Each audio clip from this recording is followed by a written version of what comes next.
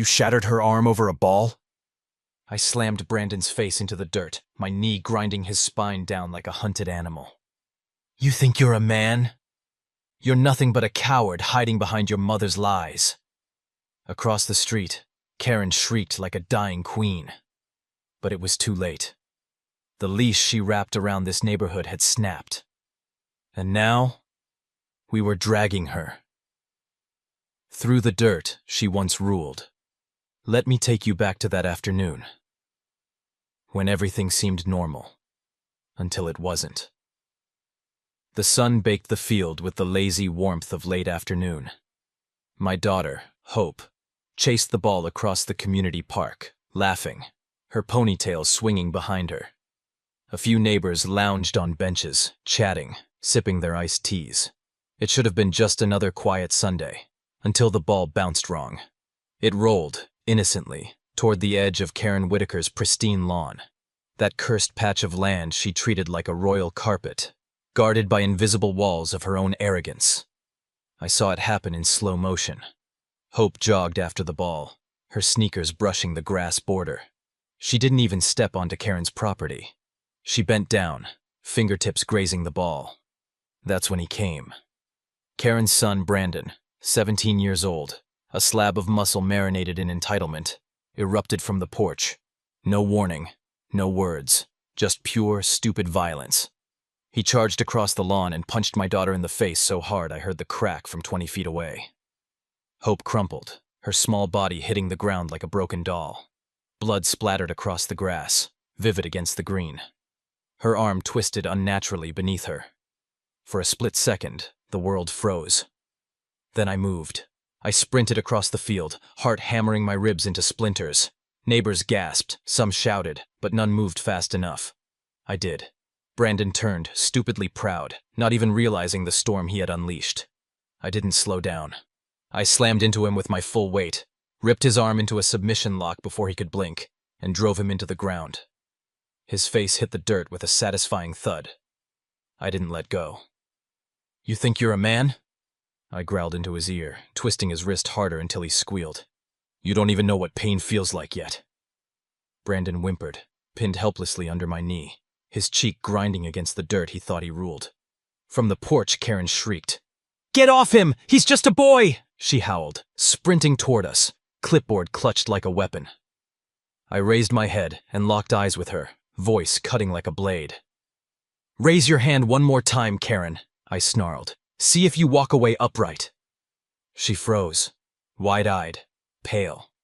Neighbors gathered now, a wide circle of witnesses. No one moved to help her. No one dared. I yanked Brandon up by the collar, dragged him to his knees, and forced him to face Hope, who struggled to sit up, blood streaking her face, cradling her shattered arm. Look at her, I barked, jerking his chin toward her. Look at what you did, Brandon sobbed. Apologize, I ordered, voice like gunfire. I'm sorry, he choked out. Louder, I thundered. I'm sorry, he bawled, tears mixing with dirt. Hope didn't say a word. She didn't have to. The look on her face, betrayal, pain, defiance, said more than 1,000 speeches. I dropped Brandon onto the dirt, like the garbage he was. Turning to Karen, I jabbed a finger at her chest. This isn't over, I hissed. You raised a rabid dog, now you're both going to pay. Karen opened her mouth to retort, but no sound came out. Only the hollow rasp of a tyrant realizing the leash was now around her own neck. And I wasn't letting go. Not this time. If you were standing there that day, would you have stayed silent or stepped in? Drop your answer in the comments. I'm reading every word. Brandon lay gasping in the dirt, his tears mixing with the blood staining his mouth. Hope cradled her broken arm, her face pale with shock, her eyes wide with betrayal. But Karen? Karen didn't come running to check on my daughter. She charged toward me like a raging bull, screaming loud enough to wake the dead. Assault! Someone call the police! He attacked my son! He's dangerous! She shrieked, spinning in a circle to rally the neighbors. Some flinched. Others just stared. No one moved. I stayed perfectly still, Hope trembling behind me. You think you can touch my family and get away with it? Karen screeched, jabbing a manicured finger at my chest. You and your brat are finished in this neighborhood. I stepped forward, slow and deliberate. The crowd parted around me like the tide. You spoiled failure of a mother, I said, voice low and cutting. Your legacy is lying in the dirt, crying like a whipped cur. And you... I stabbed a finger at her. You're next. Karen's face twisted with fury. She swung around to the crowd, voice cracking. He trespassed! She screamed. That girl was on my lawn. I had every right. You had every right to teach your son manners, I thundered, my voice rolling across the lawn like a storm front. Not train him to maul little girls because you're too weak to face your own miserable life. Gasps rippled through the crowd. Karen staggered back, blinking like she'd been slapped. Take a good look, everyone, I roared, sweeping my arm to the broken scene. My daughter bleeding, Brandon weeping. This isn't leadership. This isn't authority. This is rot. And it ends today. Karen's mouth opened and closed like a dying fish. Desperate, powerless. I leaned in close, so only she could hear the next words. You picked the wrong family to cross, Karen, I said, my voice like a knife sliding between her ribs. You unleashed hell. Now choke on it. Before she could sputter another word, I turned, kneeling to lift Hope into my arms. She whimpered, but clung to me, her blood soaking into my shirt. As I carried her away, neighbors stepped aside silently. Some looked at Karen with disgust, others with fear, but none moved to defend her. For the first time in years, Karen Whitaker stood alone, and she knew it. I didn't look back. I didn't have to. The leash she had wrapped around this neighborhood had finally snapped, and she was about to learn. When fear breaks free, it doesn't kneel, it bites hard. The emergency HOA meeting was called within 48 hours. The email blasted across the neighborhood like a flare, dripping with false urgency. Urgent. Community safety meeting. Mandatory attendance. Signed, of course, by Karen Whitaker herself. I showed up with Hope's medical sling still fresh across her chest, bandages stark against her bruised skin. I didn't bother dressing up. I wanted them to see exactly what we were fighting for. The community center buzzed with low murmurs as I entered. Faces turned, some sympathetic, some cautious. At the front of the room, standing under the HOA flag like a dictator clinging to a crumbling throne, was Karen. Clipboard in hand, sunglasses perched defiantly atop her head even indoors. Beside her, Brandon slouched, his swollen lip and black eye a glaring reminder of the beating he earned. Karen banged the gavel once, the sharp crack slicing the air. This meeting, she announced, her voice dripping venom, is to address the violent, disgraceful behavior witnessed 2 days ago by certain residents. Her eyes locked onto me like crosshairs. Certain individuals, she sneered, believe they are above the law, above respect for property, and above basic human decency. The hypocrisy was staggering. I crossed my arms, unmoving. Karen pressed on, voice rising. My son was viciously attacked while defending our property from trespassers. He was assaulted without cause, humiliated in front of neighbors. And now, these aggressors seek to destroy everything this community stands for. A few heads nodded hesitantly. Fear was a hard habit to break. Brandon smirked, arms folded, as if he were some wronged hero. My blood boiled. I stepped forward, cutting through the murmur like a blade. You're right about one thing, Karen, I said, loud enough to echo against the walls. Someone did get assaulted, a 14-year-old girl, bleeding on your lawn while you stood there doing nothing. Karen's lips curled into a sneer. She trespassed, she snapped. Rules are rules. You don't get to weaponize rules to cover your failures as a parent, I growled, my voice sharp enough to make a few board members flinch. You raised a thug, and now you're trying to gaslight this entire neighborhood into thinking he's a victim? Brandon shifted uncomfortably. I turned slowly, sweeping my gaze across the room. Look around you, I said. Look at who you're protecting. A boy who breaks bones because someone stepped too close to his mommy's castle. A woman who teaches him that violence is leadership. If you let this continue, it won't be Hope next time. It'll be one of your kids. A thick, heavy silence smothered the room. Karen slammed her clipboard onto the podium. "You are out of order!" she shrieked. I smiled grimly. "So is your entire reign," I said. "And we're done bowing to it." I turned, not waiting for her permission, and walked out, the echo of my footsteps hammering into the stunned silence she could no longer command. Behind me, I knew. The leash wasn't just broken. It was wrapped around Karen's own neck now, and I was about to pull it tight.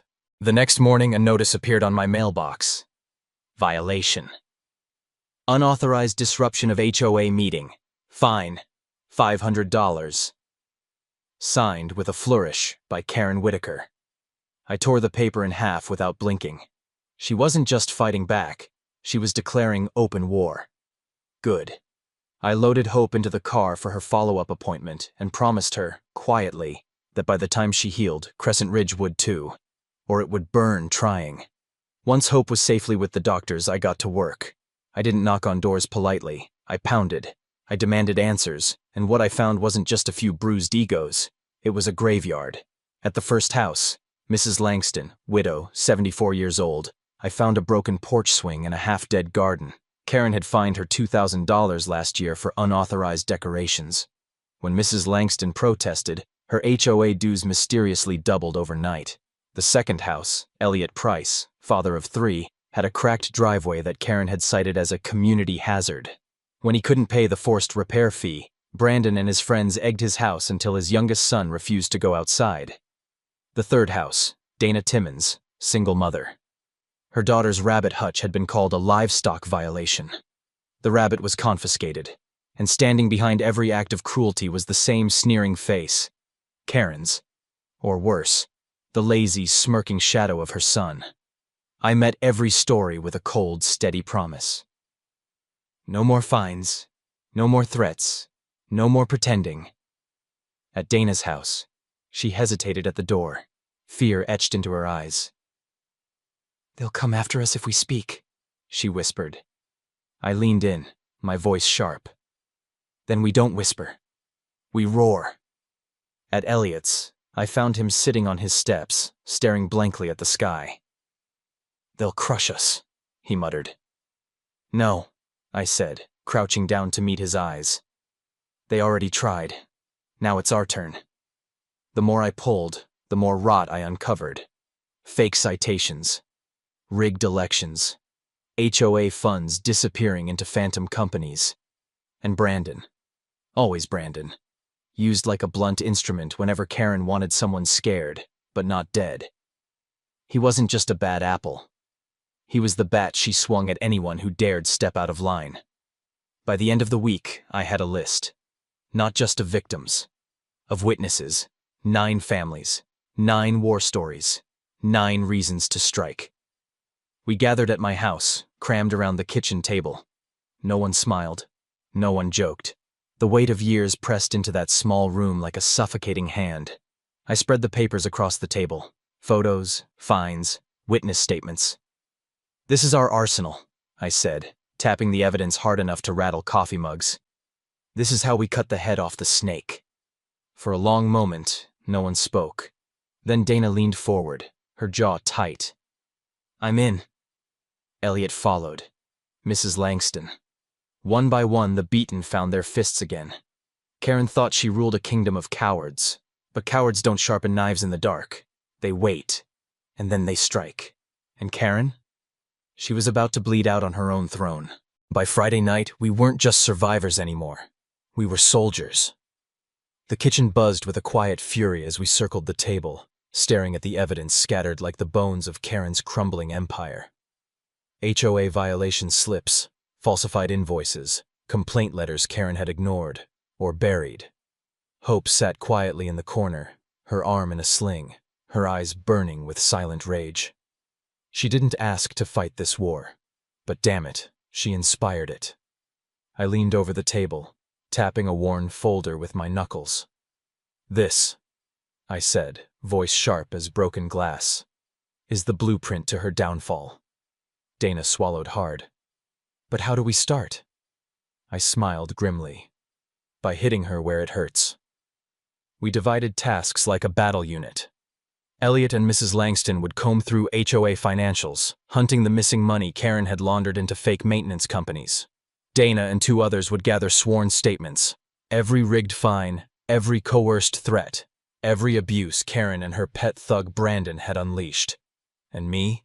I would light the match. Public pressure, I said. Exposure. You pull the rats out of hiding by flooding the light. They nodded. Fear still clung to the room like smoke, but under it, something fiercer burned. Hope. But war rarely waits for perfect plans. Because that night, as we mapped Karen's destruction, she struck first. A knock rattled my front door. Sharp. Insistent. I opened it to find a folded notice taped across the frame. Notice of foreclosure proceedings. Non-compliance with HOA mandates. Signed in big, smug letters, Karen Whitaker. I ripped the paper free and crushed it in my fist. She wasn't just trying to find me now. She was trying to erase me. Behind me, the room fell silent as they read over my shoulder. Dana cursed under her breath. "She's escalating," Elliot muttered. "Good," I said, voice low and hard. "Let her." I turned back to the table, slamming the crumpled notice down like a war banner. "She just handed us proof," I growled. "Proof of retaliation. Proof of abuse. Proof that she knows she's losing." I looked each of them in the eyes. This isn't just about us anymore. It's about everyone who's been bullied into silence. Everyone who's been fined, threatened, humiliated. I straightened, feeling the anger crystallize into something sharper, something unstoppable. We're not just fighting to survive anymore. I paused. We're fighting to end her. The room exploded into nods, murmurs of grim agreement. Karen had ruled with fear long enough, but fear only works when you're alone. Now we weren't alone. We were an army, and we were coming for her. By Monday morning, the papers were ready.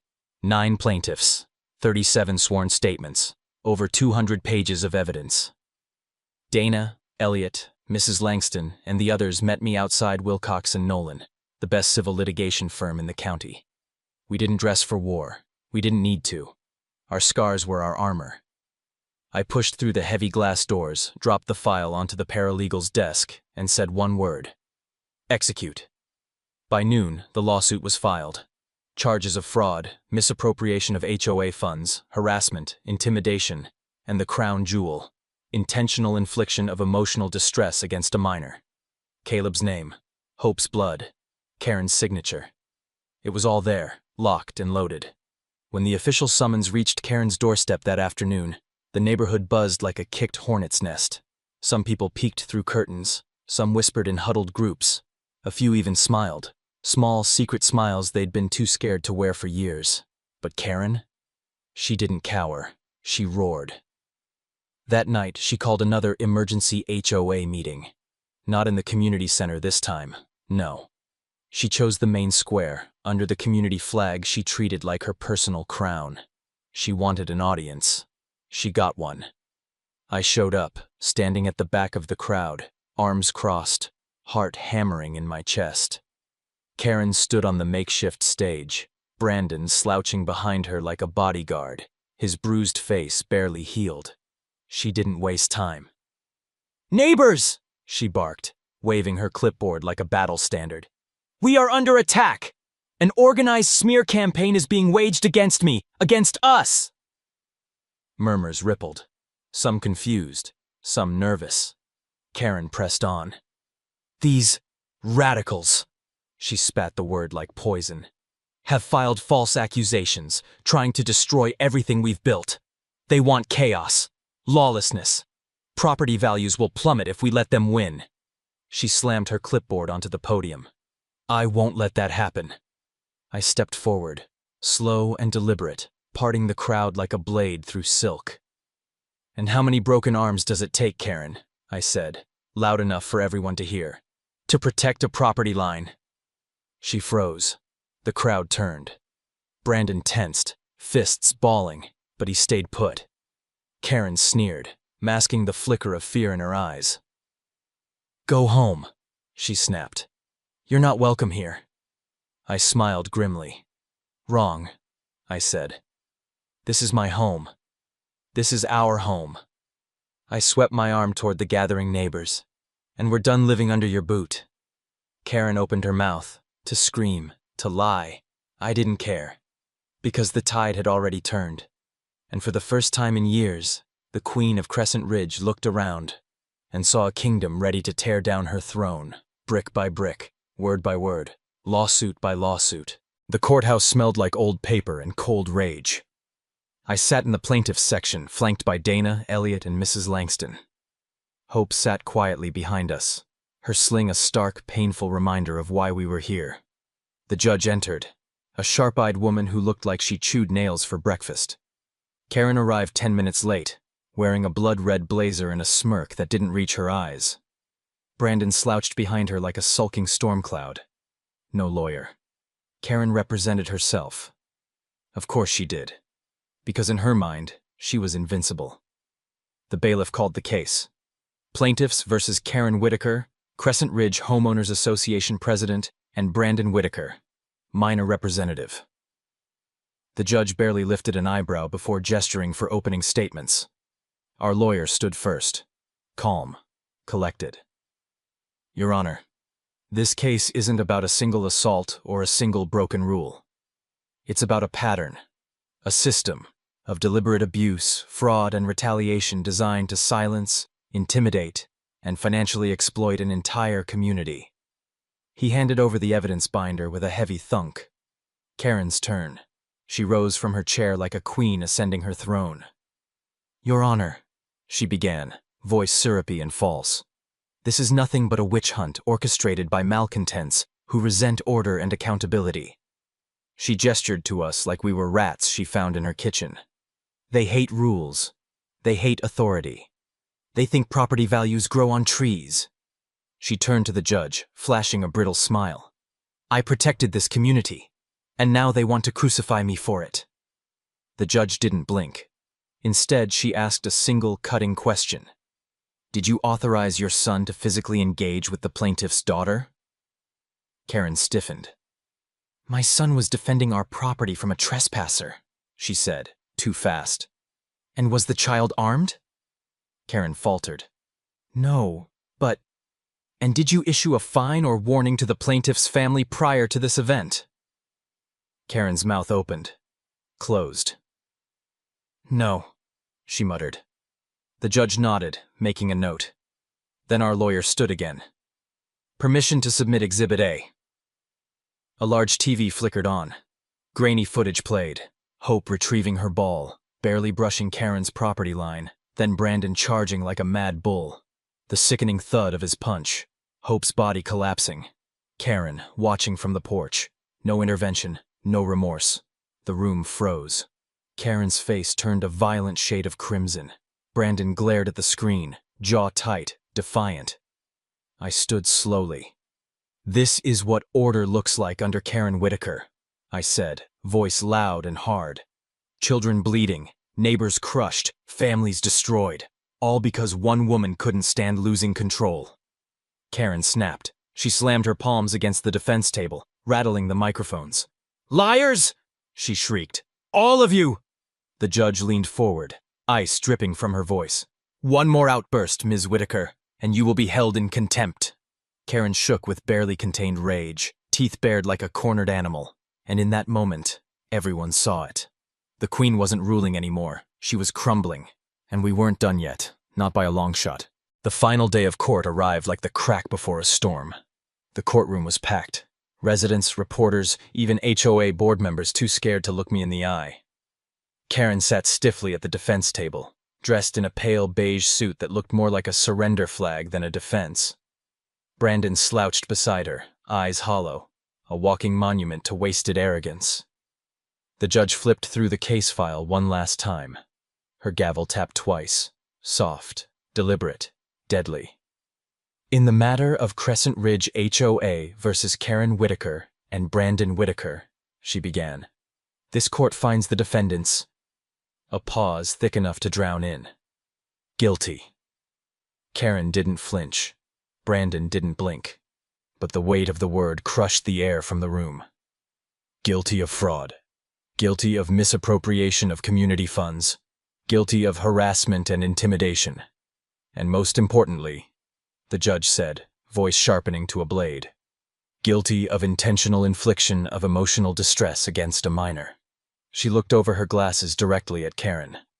As punishment, Karen Whitaker is hereby stripped of all authority in Crescent Ridge. She is permanently barred from holding any HOA-related position statewide for no less than 10 years. A murmur rippled through the crowd. Karen's lips tightened into a bloodless line. And furthermore, the judge continued, Ms. Whitaker will perform 200 hours of community service, publicly, visibly, on the grounds she once abused. Brandon shifted, muttering something bitter under his breath. And the minor, Brandon Whitaker, the judge added, will attend mandatory anger management and complete 100 hours of supervised community labor.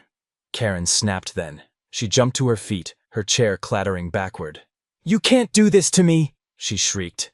I'm Crescent Ridge. I built this place. The judge raised one sharp eyebrow.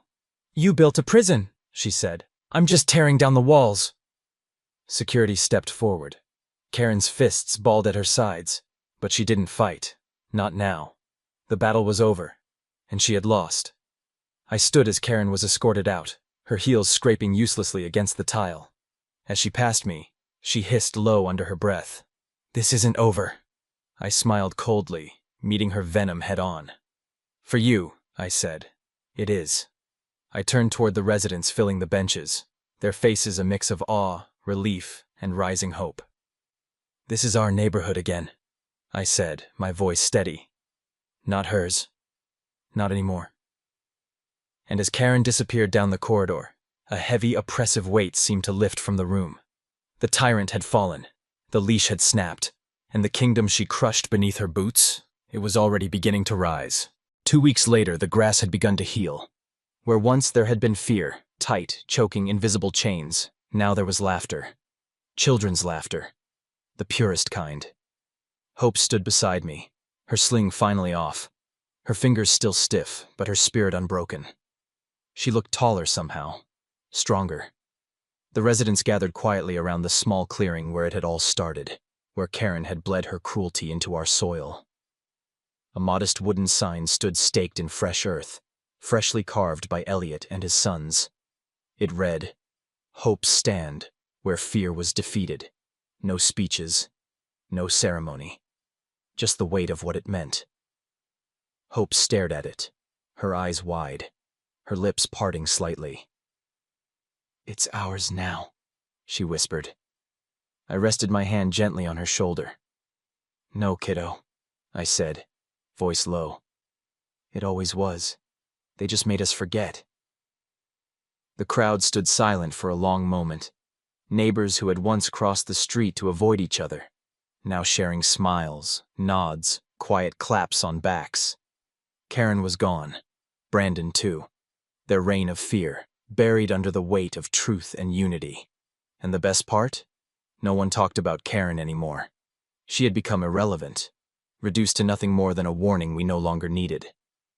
Because we remembered now. We remembered that rules don't build communities. People do. And when people stand together, no tyrant, no thug, no fear can ever stand against them. I looked down at my daughter, her bruises fading but her fire burning brighter than ever. She met my eyes and smiled, a small, fierce smile that told me this wasn't just a victory, it was a beginning. And this time, no one, no Karen, no Brandon, no clipboard tyrant, would ever take it from us again. Not while hope still stood. Not while we all did. In the end, it wasn't about a ball. It wasn't even about a broken arm. It was about what happens when good people refuse to be silent. When we choose to stand, even when it's easier to kneel. Hope taught me that day. Not just my daughter, but the hope we all carry inside us. The kind that doesn't back down. The kind that fights, even when it hurts. If there's one thing I learned through this war, it's this. A community built on fear will always crumble. But a community built on courage? It stands forever. If you've ever had to stand up against injustice, if you've ever fought for someone who couldn't fight for themselves, drop your story in the comments below. I want to hear it. I know someone else needs to hear it too. And if you believe stories like this deserve to be heard, hit that like button, subscribe, and join us. Because together, we don't just survive, we rise.